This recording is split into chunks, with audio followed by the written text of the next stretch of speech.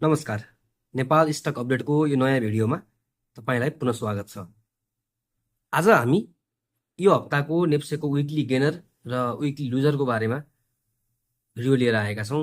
यो हप्ता सबैभन्दा बढी रिटर्न दिएको कम्पनी रहेको छ कालिन्चोक दर्शन लिमिटेड अर्थात् केडिएल। यो हप्ता केडिएल 34% भन्दा बढी बढेको छ।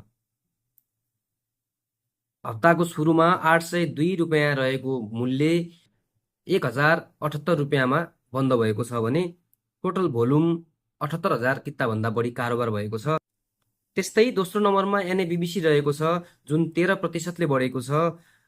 त्यस्तै एसएमएच 747 देखि 847 100 रुपियाँको वृद्धि भएको छ, यो पनि 13% रह्यो।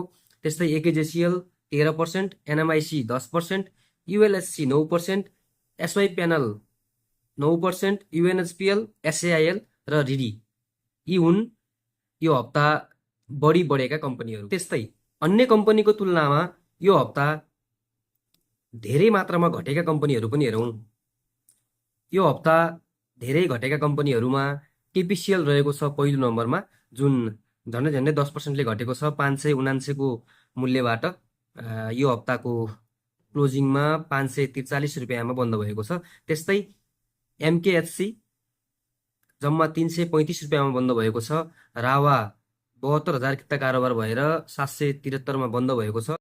रावाको हप्ताको सुरुको मूल्य 835 रुपियाँ रहेको थियो। त्यस्तै युएमएचएल पनि 687बाट 641मा बन्द भएको छ जुन 6% भन्दा बढी हुन जान्छ।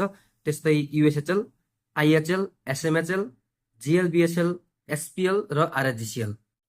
आजको यस भिडियोमा हामीले 10वटा यो हप्ता सबैभन्दा बढी बढेका कम्पनी र सबैभन्दा बढी घटेका कम्पनीहरूको बारेमा चर्चा गर्यौँ। यस्तै भिडियोहरूको लागि नेपाल स्टक अपडेटलाई सब्स्क्राइब गर्न नबिर्सनुहोला। धन्यवाद।